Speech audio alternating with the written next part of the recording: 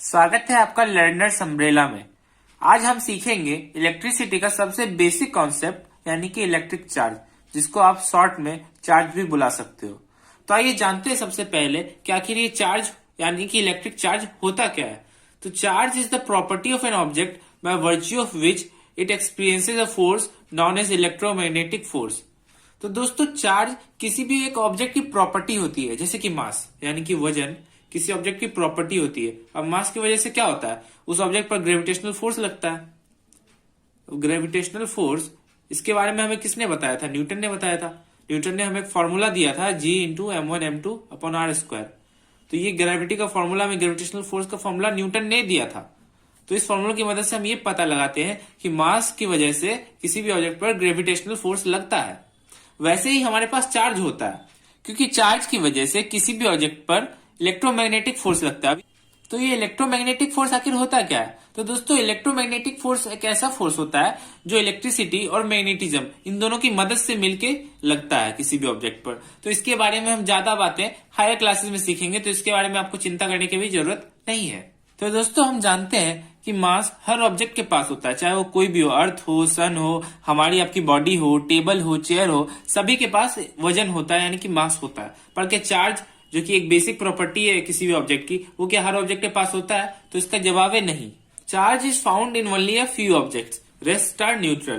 तो यानी कि दोस्तों, बहुत कम ऐसी ऑब्जेक्ट्स होती है या फिर कुछ गिनी चुनी ऑब्जेक्ट्स होती हैं जिनके पास चार्ज होता है, या फिर वो चार्ज ऑब्टेन कर सकती है। मतलब कुछ ऑब्जेक्ट चार्ज उनके पास पहले से होता है और हम ऑब्जेक्ट पे चार्ज ला भी सकते हैं। हम आगे देखेंगे किसकी मदद से या फिर किस तरह से हम चार्ज पैदा कर सकते हैं किसी भी ऑब्जेक्ट पर। लेकिन बाकी की ऑब्जेक्ट्स न्यूट्रल होती है। अब बाकी की ऑब्जेक्ट्स न्यूट्रल होती है, इसका मतलब क्या कि उनपे कोई भी चार्ज नहीं होता, नेट चार्ज नहीं होता, उनका नेट चार्ज 0 होता है। तो नेट चार्ज मतलब किसी भी ऑब्जेक्ट पर सारे चार्ज है उनको जोड़कर 0 आता हो, तो इसी को हम नेट चार्ज कहेंगे। तो आइए देखते हैं दोस्तों कि अब डिस्कवरी ऑफ चार्ज कैसे हुई थी। वैसे तो चार्ज की डिस्कवरी हजारों साल पहले ही हो गई थी, हम काफी सदियों से देखते आ रहे हैं चार्ज के प्रॉपर्टीज। लेकिन दोस्तों, चार्ज की डिस्कवरी का श्रेय बेंजामिन फ्रैंकलिन को दिया जाता है। बेंजामिन फ्रैंकलिन एक अमेरिकन साइंटिस्ट थे और इन्होंने 18th सेंचुरी में चार्ज की डिस्कवरी की थी। 18th century. तो दोस्तों, आइए देखते हैं कुछ फेनोमेनन जिनकी मदद से हिस्ट्री में चार्ज की डिस्कवरी हो पाई। सबसे पहला है when a comb rubbed with dry here is brought near tiny paper pieces. तो दोस्तों, जैसा कि आप जानते हो, आपने बचपन में ऐसा एक एक्सपेरिमेंट कर रखा होगा कि आप एक कंघी लो यानी कि कम्ब लो, उनको अपने सूखे बालों में रगड़ते हो, तो आप अगर छोटे छोटे पेपर के पीसेस के पास लेकर जाओगे तो एक दूसरे को अट्रैक्ट करने लगते हैं, वो कम की तरफ इस तरह से अट्रैक्ट करने लगते हैं। लेकिन दोस्तों, अगर वही कम को आप बिना रब किए लेकर जाओ तो वो एक दूसरे को अट्रैक्ट नहीं करते हैं। तो यहाँ पर हम ये समझ सकते हैं कि दोस्तों, कम के साथ ऐसा कुछ हुआ है जिसकी मदद से वो पेपर को अट्रैक्ट कर पा रहा है। आइए देखते हैं अपना दूसरा phenomenon. When a glass rod is rubbed with silk cloth it attracts paper pieces. दोस्तों, वही बात हुई कि एक ग्लास रॉड को अगर हम एक सिल्क के क्लॉथ, सिल्क का जो क्लॉथ है उसके साथ अगर हम रब करते हैं तो यहाँ पर हमें देखने को मिलता है कि ये रॉड भी हमारे पेपर के पीस को अट्रैक्ट करने लगता है। वहीं तीसरा फेनोमेनन ये है कि व्हेन एन इबनाइट रॉड, एक इबनाइट होता है, रबर का रॉड होता है, वल्केनाइज्ड रबर कहते हैं इसको। तो रबर का रॉड जब वुलन क्लॉथ के साथ इसको रब किया जाता है तो ये भी पेपर के पीसेस को अट्रैक्ट करने लगता है। तो यहां से हम देख सकते हैं कि कुछ ना कुछ यहाँ पे हो रहा है जिसकी मदद से ये तीनों चीजें, ये छोटे छोटे पेपर के पीसेस को अट्रैक्ट कर पा रही है। तो यहीं पे हमें चार्ज की डिस्कवरी देखने को मिलती है। तो जब बेंजामिन फ्रैंकलिन ने चार्ज की डिस्कवरी की तो उन्होंने ये पाया कि चार्ज के 2 टाइप होते हैं, एक होता है पॉजिटिव और दूसरा होता है नेगेटिव चार्ज। उन्होंने ही ये पॉजिटिव और नेगेटिव चार्ज हमें नाम दिए हैं, जिनको हम आज तक फॉलो करते आ रहे हैं। आइए देखते हैं उन्होंने किस तरह से पॉजिटिव और नेगेटिव चार्ज को क्लासिफाई किया। तो दोस्तों, जैसे कि हमने पिछले फेनोमेनन में पढ़ा था कि एक कंघी को हम अगर ड्राई हेयर में रगड़ते हैं तो उसके बाद वो छोटे छोटे पेपर पीसेस को अट्रैक्ट करने लगती है।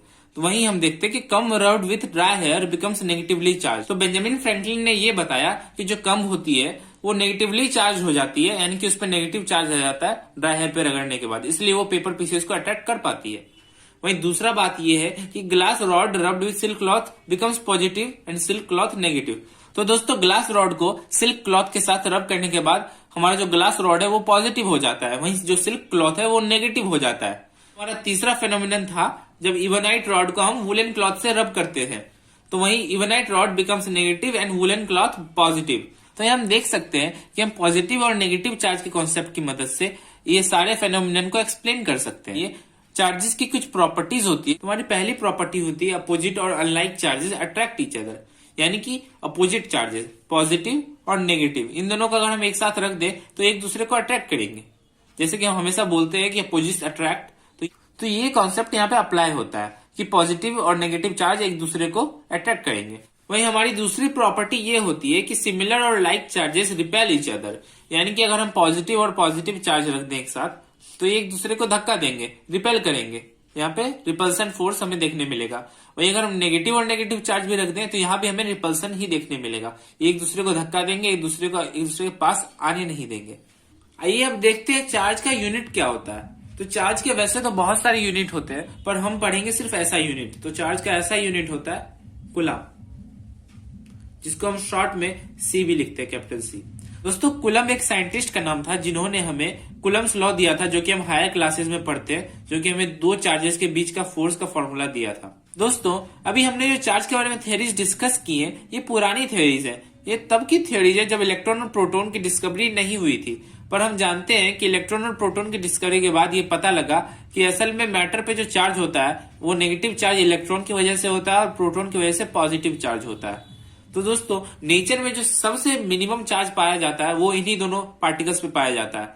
उनका चार्ज होता है प्लस का 1.6 इंटू 10⁻⁻19 कूलम्स, और इलेक्ट्रॉन पे जो होता है वो 1.6 इंटू 10⁻⁻19 कूलम्स। ये नेगेटिव होता है, ये पॉजिटिव होता है। तो दोस्तों किसी भी मैटर के पास अगर 1 कूलम का चार्ज हो तो उसके पास होंगे 1 कूलम डिवाइडेड बाय 1.6 इंटू 10⁻⁻19 इतने इलेक्ट्रॉन या फिर इतने प्रोटॉन्स। अब दोस्तों इलेक्ट्रॉन प्रोटॉन के बाद हमारे पास एक नई डिस्कवरी सामने आई जिसको हम क्वार्क कहते हैं, जिसमें पता चला कि नेचर में सबसे छोटा चार्ज क्वार्क के पास होता है। क्वार्क की थ्योरी मेनली हमारे सिलेबस में अभी नहीं है और इलेक्ट्रॉन और प्रोटॉन ही हमारा अभी बेसिक कॉन्सेप्ट रहेगा, तो हम इन्हीं को लेकर आगे बढ़ेंगे। तो आशा करता हूँ दोस्तों आपको ये वीडियो पसंद आया होगा। अगर आपको ये वीडियो पसंद आया हो तो आप इसे लाइक करें और हमारे चैनल को जरूर सब्सक्राइब करें। धन्यवाद।